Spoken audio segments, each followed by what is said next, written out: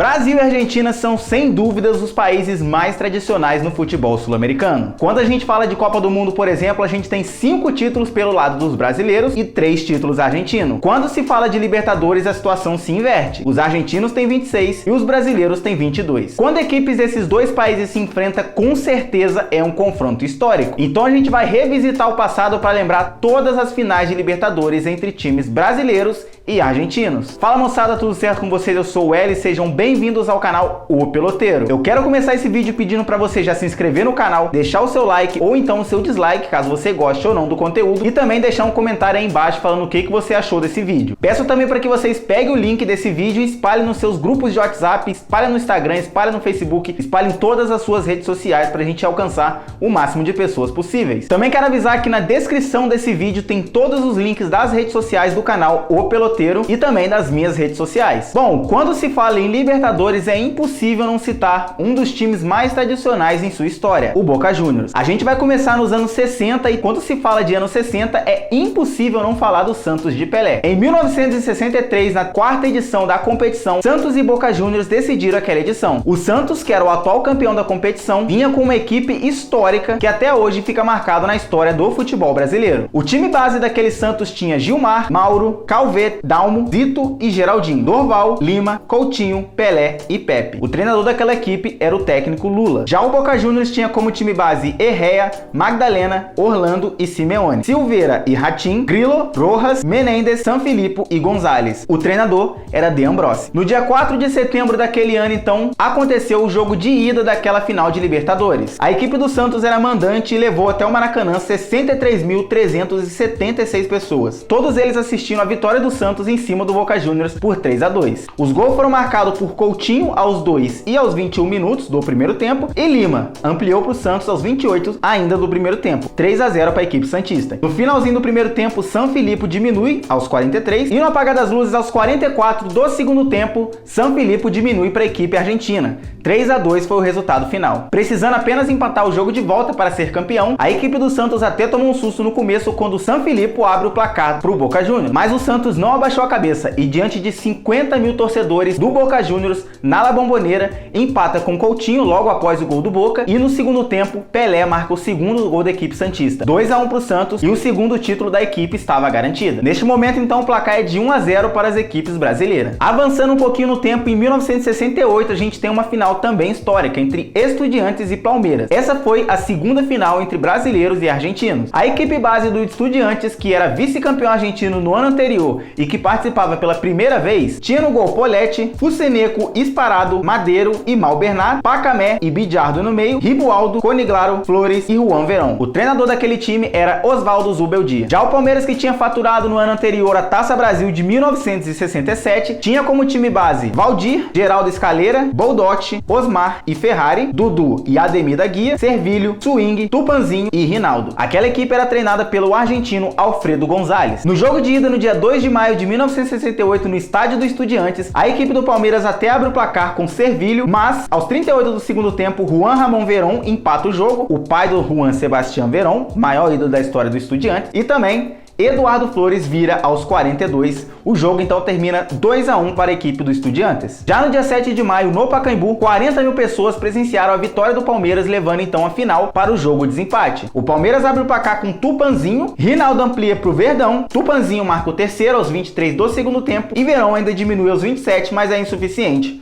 Vamos para o terceiro jogo. No dia 16 de maio de 1968, no estádio Centenário no Uruguai, 55 mil pessoas presenciaram a final de Libertadores daquele ano. Aos 13 minutos do primeiro tempo, Ribaldo abre o placar para a equipe argentina e aos 37 do segundo tempo, Verón de novo marca o segundo gol. O Estudiantes vence aquele jogo por 2-0 e se sagra campeão da Libertadores pela primeira vez. Agora a gente avança mais um pouquinho no tempo, mais precisamente 7 anos, para relembrar mais uma vez um time argentino contra um time paulista. Se 7 anos atrás o Palmeiras não teve a sorte de ser campeão da Libertadores em cima de um time argentino, o São Paulo Também não. Acabou perdendo para o Independente, que já vinha de uma sequência de 2 títulos no campeonato e já era também tetracampeão da competição. O time base daquele Independente tinha Carlos Gai, Comisso, Sá, Lopes e Pavone, Galvão, Raimundo e Sagiorato. Balbuena, Bocchini e Bertone completava aquele time do treinador Roberto Ferreiro. Já o São Paulo, que era vice-campeão brasileiro do ano anterior, tentava ainda o seu primeiro título. E a segunda participação do São Paulo na Libertadores teve como time base Valdir Pérez, Nelsinho Batista, Paranhos, Arlindo e Gilberto Sorriso, Chicão, Terto, Pedro Rocha e Mauro. Já o ataque era formado por Mirandinha e Piau. O jogo de ida então foi no Pacaembu, diante de 50 mil pessoas presentes. A equipe do São Paulo então faz exatamente o que o Palmeiras fez, venceu o jogo, mas dessa vez por 2-1. Sagiorato abre o placar para os argentinos, mas Pedro Rocha e Mirandinha marcam os gols do São Paulo, que termina 2-1 para o tricolor paulista, que iria para a Argentina precisando apenas empatar para repetir o que fez o Santos de Pelé lá atrás, ser campeão na Argentina. Mas a equipe do Independente não estava a fim de deixar isso acontecer, porque no dia 16 de outubro daquele ano, no estádio Doble Viseira, que depois da reforma passaria a se chamar Libertadores de América, 55 mil pessoas presenciaram o Bocchini abrir o placar para o Independente aos 34 minutos. Balbuena amplia aos 3 do segundo tempo e o jogo termina 2-0 para o Independente. Já no jogo de desempate no dia 19 de outubro daquele ano, as equipes tiveram que disputar o terceiro jogo. Esse terceiro jogo acabou acontecendo no Estádio Nacional de Santiago para 45 mil pessoas presentes. As 45 mil pessoas viu Pavini fazer o único gol do jogo aos 37 minutos do primeiro tempo e dando mais um título para o Independente de Avellaneda, o seu terceiro seguido e o quinto em sua história. Agora a gente avança somente 2 anos para relembrar o Cruzeiro e River Plate decidindo a Libertadores de 1976. O Cruzeiro tentava repetir o que só o Santos até esse momento tinha feito, ganhar a Libertadores contra um time argentino. A equipe do Cruzeiro, que era vice-campeã brasileira de 1975, participava pela terceira vez e tentava o seu primeiro título. Tinha como time base Raul, Nelinho, Moraes, Darcy Menezes e Vanderlei, Piazza, Zé Carlos e Eduardo, Jairzinho, Palinha e Joãozinho. O treinador da equipe do Cruzeiro era ninguém mais, ninguém menos do que Fala Zezé, bom dia cara, Moreira. Tô brincando, torcedores do Cruzeiro, pelo amor de Deus, não vai me cancelar na internet, hein? Já o River Plate, campeão argentino em 75, ia para campo com o seguinte time: Filói, Comeles, Leonardi, Ártico e Urquiza, Alonso, Merlo e Sapella, além de Gonzalez, Luque e Mas. O treinador era Angel Labruna. Dia 21 de julho daquele ano, o jogo de ida aconteceu no estádio do Cruzeiro, o Mineirão. 58 mil pessoas presenciaram Nelinho abrir o placar aos 22 do primeiro tempo. Palinha ampliou 2-0 aos 29 e aos 40 ele mesmo marca o terceiro gol da equipe cruzeirense. Mas até diminui para o River Plate aos 18 do segundo tempo, mas Valdo aos 35 do segundo tempo dá números final do jogo. O jogo termina então 4-1 para o Cruzeiro, que de novo só precisava ir para a Argentina, empatar e ser campeão da Libertadores. No Monumental de Núñez, 90 mil pessoas presenciaram Juan José Lopes abrir o placar aos 10 minutos do primeiro tempo para a equipe argentina. O Palinha até empata aos 3 do segundo tempo, que era um resultado que dava o título para o Cruzeiro, mas não seguraram o jogo e aos 31 do segundo tempo, o River faz 2-1 com o Gonzalez. Já 2 dias depois, no dia 30 de julho daquele ano, tiveram que ir para o Chile de novo decidir o campeão da Libertadores. 40 mil pessoas presenciaram um jogo bem movimentado. O Nelinho abre o placar para o Cruzeiro aos 24 do primeiro tempo. Eduardo amplia para o Cruzeiro aos 10 do segundo, mas marca o gol do River Plate e Urquiza empata para a equipe argentina. Mas o Cruzeirão cabuloso faz aos 43 do segundo tempo com Joãozinho, marca o terceiro gol e é campeão da Libertadores pela primeira vez em sua história. Ronaldo pelo Cruzeiro e Alonso pela equipe do River Plate acabou sendo expulso depois desse terceiro gol da equipe do River Plate. Naquele ano, Roberto Batata conseguiu um feito até aquele momento sendo único, mas é um feito que com certeza ele não queria ter conseguido. Ele se tornou o primeiro jogador da história da Libertadores a ser campeão da Libertadores já depois de falecido. No dia 13 de maio daquele ano, ele sofreu um acidente automobilístico e perdeu a sua vida 2 meses antes do Cruzeiro ser campeão da Libertadores. No ano seguinte, mais uma vez, o Cruzeiro desafiaria uma equipe argentina para tentar ser campeão da Libertadores. Dessa vez o adversário era o Boca Juniors, que ainda não tinha sido campeão daquela competição. O time base dos argentinos tinha Gatti, Pernia, Sá, Mouso e Tarantini, Veglio, Suñer e Zanabria. Mastrangelo, Pavon e Felman completavam o time de Juan Carlos Lorenzo. O Cruzeiro, que era o atual campeão, participava pela 4ª vez em sua história e tentava o seu segundo título consecutivo. E de novo a final foi decidida em 3 jogos, assim como nos anos anteriores, mas dessa vez ia ia ter uma coisa inédita que jamais haveria acontecido na Libertadores. O terceiro jogo seria decidido nos pênaltis. Mas vamos por parte. O primeiro jogo foi na La Bombonera, 63.500 pessoas presenciaram no dia 6 de setembro Weigl marcar o único gol do jogo aos 4 minutos. O jogo acaba 1 a 0 por Boca Juniors, que só precisava empatar no Brasil ou então vencer para ser campeão da Libertadores pela primeira vez. Mas não foi isso que acabou acontecendo, porque no dia 11 de setembro, no Mineirão, 52.000 pessoas presenciaram Nelinho marcar o único gol do jogo também, dessa vez aos 33 do segundo tempo, devolvendo então o placar de 1 a 0. Vamos para o terceiro jogo, que dessa vez aconteceu no Uruguai, no Estádio Centenário, no dia 14 de setembro. Termina 0 a 0 o tempo normal, termina 0 a 0 a prorrogação e vamos então decidir a Libertadores daquele ano nos pênaltis pela primeira vez na história. O Boca Juniors ganhou a decisão dos pênaltis por 5 a 4, com Vanderlei desperdiçando a última cobrança para a equipe do Cruzeiro e se sagrava campeão da Libertadores pela primeira vez na história. Boca Juniors,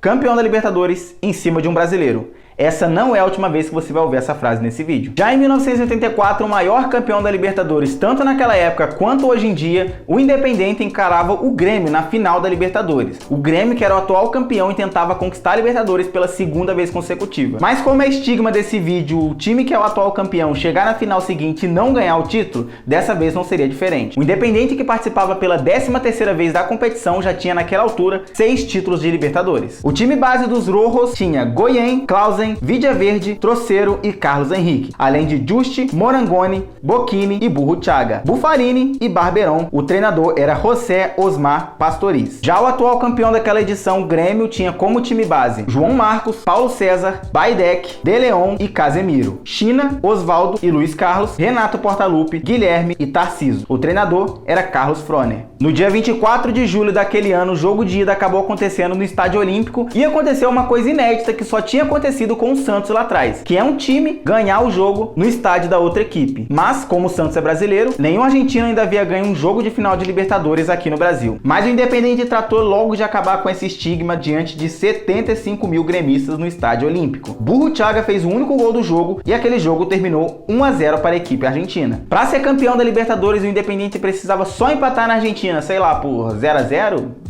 Foi exatamente o que aconteceu. O jogo terminou 0 a 0 e o Independiente se tornou campeão da Libertadores pela 7ª vez. O feito de ser campeão da Libertadores 7 vezes é uma coisa que nunca foi repetida. Até hoje ninguém tem 7 títulos. E também outra coisa que não foi repetida é o Independiente campeão da Libertadores, porque essa foi a última conquista de Libertadores do Independiente de Avellaneda. Agora a gente pula para 1992, quando o tricolor paulista do Morumbi começa a empilhar os seus títulos internacionais. A vítima da vez foi o Newell's Old Boys, que até tinha um time bom. Tinha sido campeão do torneio Clausura de 91 e participava pela 3ª vez da Libertadores. Scopone, Rádio, Gamboa, Maurício Pochettino, Júlio Saldanha e Alfredo Perti, além de Gerardo Martino, Eduardo Berizzo e Júlio Alberto Zamora, formavam o meio de campo. Ricardo Luari e Alfredo Mendonça formavam a dupla de ataque do Newell's Old Boys. Já o São Paulo, que era campeão brasileiro de 1991, tinha como time base Zete, Cafu, Antônio Carlos, Ronaldão e Ivan, Adilson, Pintado e Raí, Miller, Palinha e Elivelton. Dia 10 de junho daquele ano, o jogo de ida aconteceu no estádio do Newell's Old Boys. O estádio, que mais tarde seria conhecido como Estádio Marcelo Bielsa, presenciou apenas um gol, de Berizzo marcando o gol da equipe mandante aos 39 minutos do primeiro tempo de pênalti. O jogo termina 1 a 0 para o Newell's Old Boys e o time argentino precisava empatar ou vencer no Morumbi para ser campeão da Libertadores pela primeira vez. Mas não foi isso que aconteceu, infelizmente, para o time argentino, porque 105.000 pessoas estavam no Morumbi naquele dia para marcar na história da Libertadores como o maior público de uma final de Libertadores. Esse público não se decepcionou, porque o São Paulo, o tricolor paulista, vence por 1 a 0 com gol do Raí aos 20 do segundo tempo e leva a decisão para os pênaltis. Berizzo bate o primeiro e chuta para fora, Raí bate o seu e marca, Zamora pro Newell's marca e empata a decisão. Ivan logo desempata, 2 a 1 pro São Paulo, Lope faz o seu e iguala o placar, mas Ronaldão vai pra cobrança e manda uma bomba no meio do gol para a defesa de Scopone. Mendonça logo em seguida tinha a chance de reverter o placar para a equipe do Newell's, mas chuta por cima do gol. Cafu marca o seu, Gamboa ia para a cobrança. Se perdesse, o São Paulo seria campeão da Libertadores naquele ano. E foi exatamente o que aconteceu. Gamboa perde o pênalti, o tricolor paulista é campeão da Libertadores pela primeira vez em sua história. O São Paulo venceria a Libertadores seguinte, de 1993 também, e chegaria em 1994 na final de novo, pela 3ª vez seguida. Só que em 93 não foi contra o Argentina, então pra gente não interessa. Já em 94, o adversário seria o Vélez e o São Paulo poderia se tornar tricampeão da Libertadores. Mas como vocês já conhecem a história, principalmente São Paulino, sabe que isso não aconteceu. Essa foi apenas a segunda final de Libertadores entre brasileiros e argentinos disputada em um ano de Copa do Mundo. Azar para o São Paulino, que não viu seu time ser campeão, perdendo aquela final para o Vélez, tinha Chilaver, Zandoná, Roberto Trota, Vitor Sotomayor e Raul Cardoso, Christian Bacedas, Marcelo Gomes, Basualdo e Pompei, Omar Azad e José Oscar Flores. O treinador da equipe do Vélez era Carlos Bianchi. Carlos Bianchi, campeão da Libertadores, também não é a única vez que vocês vão ouvir falar essa frase nesse vídeo. O atual campeão da Libertadores, participando pela 8ª vez, o São Paulo tinha como time base Zete, Vitor, Valbi, Júnior Baiano e Gilmar, Cafu, Achel, André Luiz e Palinha, além de Miller e Euler no ataque. O treinador era o saudoso Tele Santana. Então, no dia 24 de agosto, no estádio José Amalfitani, Vélez e São Paulo se enfrentam pelo jogo de ida da final da Libertadores daquele ano. A equipe argentina venceu com o gol de Azad aos 35 minutos do primeiro tempo. No dia 31 de agosto, a equipe do Vélez e a equipe do São Paulo se enfrentaram pelo jogo de volta. O São Paulo precisava vencer aquele jogo para se tornar campeão, podia ser por 2 gols de diferença. E não foi o que aconteceu. Venceu apenas por 1 gol de diferença, por 1-0 também, o mesmo placar do jogo de ida, com esse gol do Miller que vocês estão vendo aí. Nos pênaltis, Zete até acerta o canto, mas Trota marca o primeiro. Palinha bate fraco no canto esquerdo e o goleiro Chilaver defende. De novo Zete acerta o canto, mas o goleiro Chilaver cobra o segundo do Vélez e marca. André bate muito parecido com Palinha, mas acaba marcando. Zandoná marca também e Miller marca e provoca o goleiro Chilaver. Essa não é a primeira vez que eles vão provocar o goleiro. Já na cobrança seguinte, Almandó solta o pé e marca pro Vélez. Euler, o filho do vento, marca e também provoca o Chilaver. Pompei vai pro último pênalti e manda lá em cima, a bola bate na trave e entra, dando o primeiro título para o Vélez. A curiosidade dessa Libertadores é que o Chilaver, que era um goleiro histórico da equipe argentina, um dos maiores da história da Argentina, ele dá uma das entrevistas mais legais que eu já vi na história da Libertadores. Chilaver, essa vitória nos pênaltis. Robert!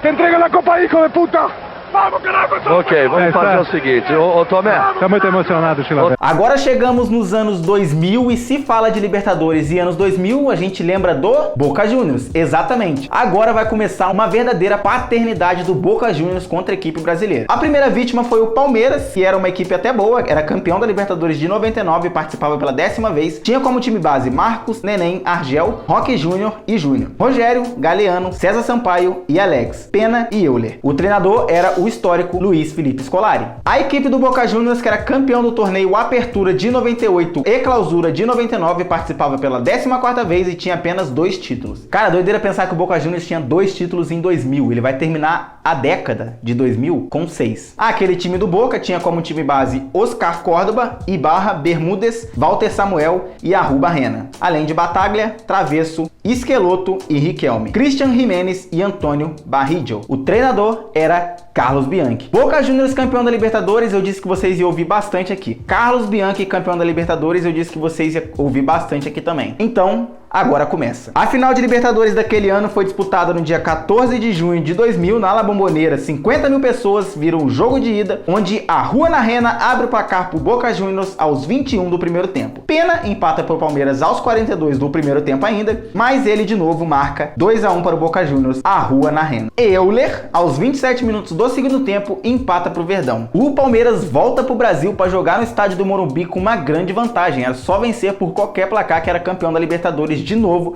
pelo segundo ano consecutivo. Mas outra vez eu repito que a estigma desse vídeo é: se você é o atual campeão da Libertadores e vai enfrentar ou um brasileiro ou um argentino na final, infelizmente você não vai ser campeão. No jogo de volta no dia 21 de junho daquele ano, 75 mil pessoas estavam no Morumbi para assistir o 0 a 0 no tempo normal. Essas mesmas 75 mil pessoas viram Alex bater o primeiro pênalti e marcar para o Palmeiras. Esqueloto bate e empata para o Boca. Asprilha bate e Córdoba defende. Riquelme, o craque do time chinês, vai para a cobrança e desloca o Marcos. Roque Juniors, na terceira batida, bate mal e o Córdoba defende. Outro ídolo do Boca, Palermo, bate no canto direito do Marcos, que até acerta o canto, mas não alcança. Ó, outra coisa que vai acontecer aqui de novo: o Palermo vai bater pênalti na final da Libertadores e o Boca Juniors vai ser campeão. Mas o resultado vai ser um pouquinho diferente. Pera aí. Rogério, que ficaria conhecido por tomar um drible desconcertante do Robinho, vai para a bola e marca. Mas Bermúdez acaba com o sonho do bipalmeirense e dá o tricampeonato para para o Boca Juniors. Inclusive, aquele Boca Juniors era tão bom que no final do ano acabaria ganhando o Mundial de Clubes contra o Real Madrid. Torcedores do Corinthians, agora eu quero pedir para que vocês não me cancelem. O Corinthians é campeão mundial lá no começo do ano e o Boca Juniors no final do ano. Cada um fica com seu Mundial e vida que segue.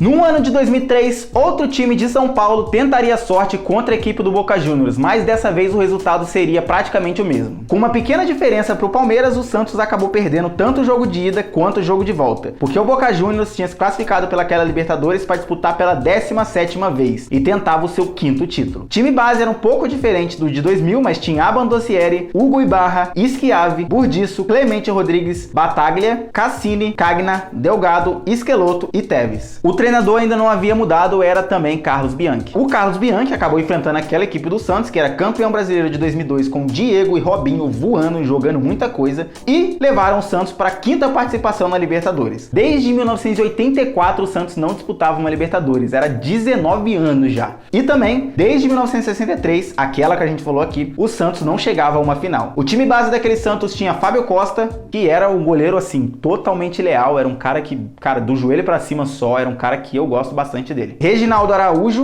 Pereira, Alex e Léo, Paulo Almeida, Renato, Fabiano e Diego, além de Robinho e Ricardo Oliveira. O treinador da equipe santista era Emerson Leão. Dia 25 de junho de 2003, na La Bombonera, Marcelo Delgado abre o placar aos 32 do primeiro tempo e ele mesmo amplia aos 38 do segundo tempo e o jogo de ida acaba 2-0 pro Boca. Já no dia 2 de julho de 2003, um dia pro torcedor santista esquecer completamente, porque no Morumbi, diante de quase 75 mil pessoas, Tevez abre o placar aos 21 do primeiro tempo, Alex até empata o jogo aos 30 do segundo tempo, mas Delgado aos 40 e Schiavi aos 50 do segundo tempo fecha o placar. 3-1 para o Boca Juniors, que era pentacampeão da Libertadores. Gente, eu prometo que esse sofrimento vai acabar. O Boca Juniors vai parar de ser campeão em algum momento, calma. Mas ainda não chegou a vez, porque o Grêmio enfrentou a equipe do Boca Juniors em 2007. Essa final é marcante, ela é lendária, todo mundo lembra como aquela atuação colossal do Riquelme. Pouca gente sabe, mas aquele time do Grêmio era um time muito bom. No ano de 2006, o Grêmio tinha sido o 3º colocado no Campeonato Brasileiro e participava pela 11ª vez na Libertadores e já tinha 2 títulos. O time base daquele time treinado por Mano Menezes era Sarra, Patrício, William,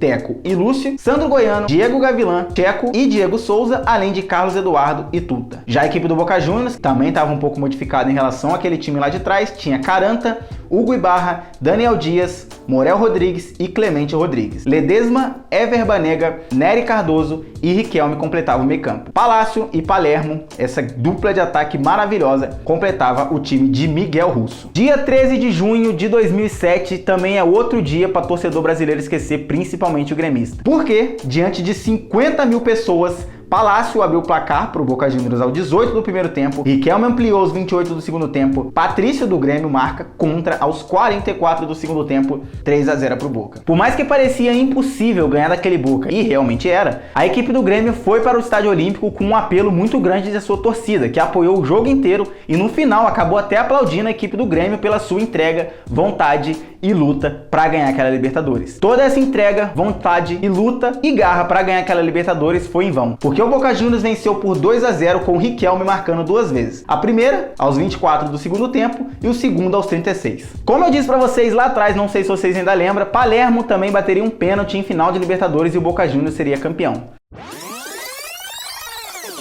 Ó, outra coisa que vai acontecer aqui de novo, o Palermo vai bater pênalti na final da Libertadores e o Boca Juniors vai ser campeão. Mas o Palermo bateu no tempo normal e perdeu o pênalti. O Boca Juniors acabou vencendo por 2-0, não fez falta esse pênalti do Palermo, esquece, vida que segue. E o Boca é 6 vezes campeão da Libertadores. Eu disse lá atrás que o Independente tinha 7 títulos, então o Boca Juniors precisava só de mais um título para empatar com o time de Avellaneda. Isso não aconteceu, não se repetiu, porque o Boca Juniors nunca mais ganhou Libertadores até então. O ano de 2009 serviu para outro torcedor brasileiro esquecer. A equipe do Estudiantes enfrentou o Cruzeiro naquela final. Eles tinham se classificado porque tinha a segunda melhor pontuação, juntando a Apertura de 2007, de 2008 e o Clausura de 2008. Chegou em 4 finais seguidas nas suas 4 primeiras participações e tinha ganhado 3. Ele fazia nesse ano a sua 10ª participação e já tinha esses 3 títulos que eu já citei. Andurra, Celay, Schiavi, De Sábato e Ré, além de Branha, Enzo Pérez, Verón, Leandro Benítez, Bozelli e Gaston Fernandes, eram treinados por Alejandro Sabella, o saudoso, que Deus o tenha, era um grande treinador da equipe do Estudiantes. Já o terceiro colocado do Brasileirão de 2008, o Cruzeiro, participava pela 11ª vez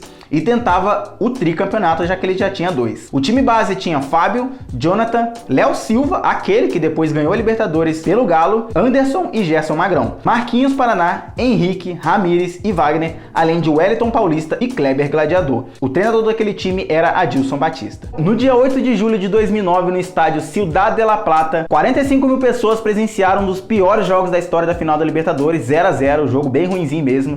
Então vamos pro Mineirão decidir essa Libertadores. O Cruzeiro, que só precisava vencer por qualquer placar para ganhar a Libertadores pela terceira vez, levou 64 mil pessoas pro Mineirão no dia 15 de julho. Henrique leva todos esses 64 mil torcedores ao delírio, abrindo o placar aos 7 do segundo tempo. Fernandes empata para Estudiantes logo em seguida, aos 12, e Bozelli vira para Estudiantes aos 27 minutos do segundo tempo, e o Estudiantes é tetracampeão da Libertadores. Mais um feito histórico foi feito nessa Libertadores, dessa vez um feito bom envolvendo o Cruzeiro na final. Mas a gente vai falar da equipe que enfrentou o Cruzeiro. O Verão, seu pai, se tornou o primeiro jogador, sendo filho e pai, a ganhar uma Libertadores pela mesma equipe. E os dois enfrentaram times brasileiros na final, como a gente já falou aqui. Agora o ano é 2012 e o torcedor do Corinthians pode se animar, porque a equipe do Corinthians, campeão brasileira de 2011, participava pela 10ª vez e ainda não tinha nenhum título. De todas as participações, sempre foi eliminado por brasileiros ou argentino, menos no ano anterior, que foi eliminado na pré-Libertadores por Tolima. Cássio, Alessandro, Chicão, Leandro Castan e Fábio Santos, além de Ralf, Paulinho, Alex e Danilo, Emerson Sheik e Jorge Henrique, eram treinados pelo treinador da seleção brasileira na Copa do Mundo de 2018 e 2022, Tite. Essa equipe histórica do Corinthians enfrentou o campeão do Apertura de 2011, que participava pela 23ª vez da Libertadores e já tinha 6 títulos. Estou falando do Boca Juniors, obviamente. Orion, Franco Sosa, Schiavi, Matias Caruso, Clemente Rodrigues, Ledesma, Somoza, Erviti, Riquelme, Pablo Monchi e Santiago Silva, treinados pelo treinador Falcione, tentava a 7ª conquista para a equipe do Boca Juniors. O Boca Juniors não só perdeu essa final e não conquistou o 7º título, como também mais pra frente foi vice-campeão da Libertadores por seu maior rival, o River Plate. Mas como a gente tá falando de 2012, a gente tem que relembrar aquele de 27 de junho de 2012. No estádio de La Bombonera, o Roncaglia abre o placar pro Boca Juniors aos 27 minutos do segundo tempo. Mas aos 39 minutos do segundo tempo também, quando ninguém mais esperava, o Romarinho marca o gol para a equipe do Corinthians e empata o jogo 1-1. O jogo de volta no dia 4 de julho de 2012 no Pacaembu tinha quase 38 mil pessoas assistindo Emerson Sheik marcar 2 gols que deram título pro Corinthians. O primeiro aos 8 do segundo tempo, após belo toque do Danilo de costas, e o segundo aos 27 do segundo tempo, após uma falha grotesca da defesa do Boca Juniors. O jogo termina 2-0 para o Corinthians e o Corinthians é campeão da Libertadores pela primeira vez, se tornando então finalmente o último paulista grande que faltava conquistar a Libertadores. O Corinthians acabou sendo campeão mundial de 2012. Eu só estou dando essa informação porque lá atrás eu falei do Boca Juniors e pode ter criado algum problema aí. O Coringão é campeão da Libertadores de 2012 e também do Mundial pela 2ª vez. Um time brasileiro que enfrentou um argentino na final em 2017 foi a equipe do Grêmio, que enfrentou a equipe do Lanús, e até agora a gente teve 13 finais de Libertadores entre brasileiros e argentino, e só o Santos do Pelé foi o time brasileiro que ganhou a Libertadores em território argentino. Mas o Grêmio estava muito afim de fazer isso de novo, e não só estava afim, como também fez. No jogo de ida na Arena do Grêmio, a equipe do Grêmio tinha Marcelo Groi, Edilson, Jeromel, Bressan e Cortez, Jailson, Arthur, Ramiro, Luan e Fernandinho, além de Lucas Barrios no ataque. O campeão argentino de 2016, que participava pela 6ª vez em sua história, não tinha conquistado nada até agora, o Lanús tinha como time base Andrada, Luiz Gomes, Herrera, Guerreiro, Velásquez, Martínez, Marconi, Nicolas Pasquino, além de Alejandro Silva, José Santi e Acosta. No dia 22 de novembro de 2017, 55 mil gremistas estavam na Arena do Grêmio e acompanharam Cícero marcar um único gol gremista aos 37 minutos do segundo tempo. 1-0 para a equipe gremista então, e o time de Porto Alegre foi para a Argentina para tentar quebrar aquele feito que só o Santos de Pelé tinha conseguido. E fez de uma maneira bem bonita, inclusive. Após uma falha da defesa do Lanús, no contra-ataque, Fernandinho aproveita e marca aos 26 minutos do primeiro tempo o primeiro gol gremista. Luan Guilherme, aquele, marca então o segundo gol do Grêmio na final da Libertadores. Esse é um dos gols mais bonitos da história da Libertadores, com certeza absoluta,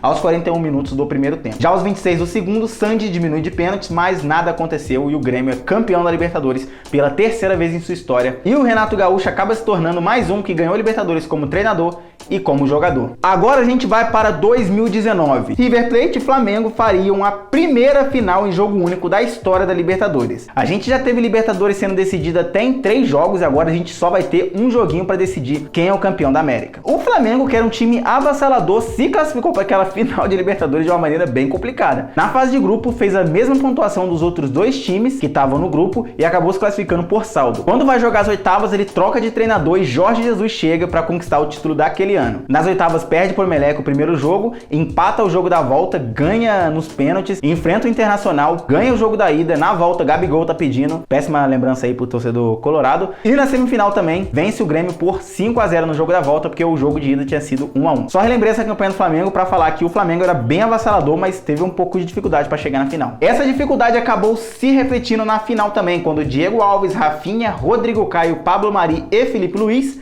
além de Willian, Gerson, Arrascaeta, Everton Ribeiro, Bruno Henrique e o predestinado Gabriel Barbosa, o Gabigol. Esse time treinado pelo Jorge Jesus enfrentou o time treinado por Marcelo Gallardo, que tinha também um time maravilhoso, velho. O River participava da Libertadores pela 35ª vez e tinha 4 títulos. Armani, que acabou de ganhar a Copa do Mundo pela seleção argentina. Gonzalo Montiel, que acabou de ganhar a Copa do Mundo também pela seleção argentina, marcando inclusive o último pênalti contra a França. Martínez Quarta, Pínola e Casco, Enzo Pérez, Nátio Fernandes, que agora há pouco estava no Galo, Ezequiel Palacios, que também ganhou a Copa do Mundo pela Argentina, além de De La Cruz, Borré e Matias Soares. Soares não é aquele que vocês estão pensando. E o dia 23 de novembro com certeza vai ficar marcado na história do torcedor flamenguista como um dia histórico. O predestinado Gabigol virou o jogo nos minutos finais, marcando um gol aos 44, outro aos 47, dando o título para a equipe rubro-negra. Venceu por 2-1 porque aos 14 minutos Borré abriu o placar para a equipe dos Milionários. Esse jogo é um jogo marcante porque sem dúvida é a final de Libertadores mais emocionante. Por ser também só um jogo, acho que dá uma moral nesse título de mais importante. Mas o Flamengo não tá nem aí pra nada, o torcedor do Flamengo também não liga.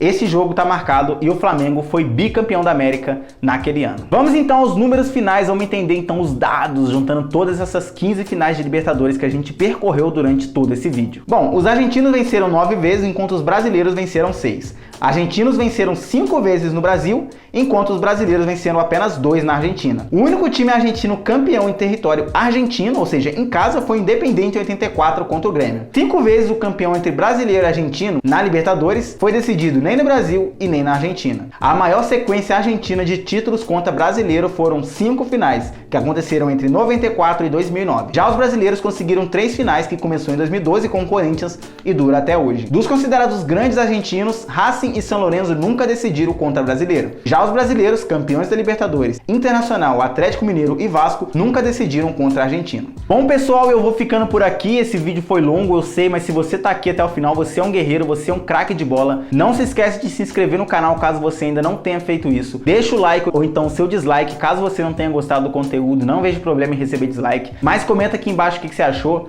comenta aqui se você já sofreu na mão de argentino, se você fez argentino sofrer, se argentino já chorou na sua mão ou se você chorou na mão de argentino, beleza? Outra coisa que eu quero pedir pra vocês também é sugerir alguns temas aqui embaixo, mano. Eu tenho bastante tema aqui já na cachola, já tá marcando, mas se vocês pedirem um tema específico, eu vou acabar fazendo sim, com certeza.